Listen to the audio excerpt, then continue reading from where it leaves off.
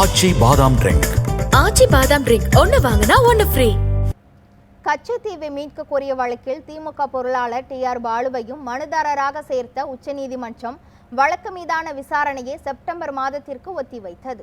கச்சத்தீவை இலங்கைக்கு தாரை வார்த்து கொடுத்தது செல்லாது என அறிவிக்க கோரி கடந்த 2008ஆம் ஆண்டு அப்போதைய அதிமுக பொதுச் செயலாளர் ஜெயலலிதா மற்றும் AK செல்வராஜ் ஆகியோர் உச்சநீதிமன்றத்தில் வழக்கு தொடர்ந்தனர்.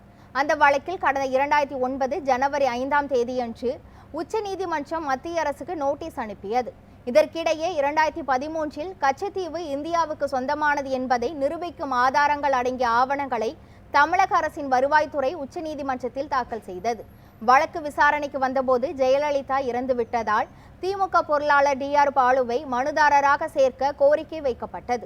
இந்த வழக்கு மீண்டும் விசாரணைக்கு வந்த நிலையில் வக்காலத்துகள் மாற்றம் செய்ய வேண்டியுள்ளதால் விசாரணையை வேறு தேதிக்கு ஒத்திவைக்க வேண்டும் என வழக்கறிஞர்கள் கோரிக்கை வைத்தனர்.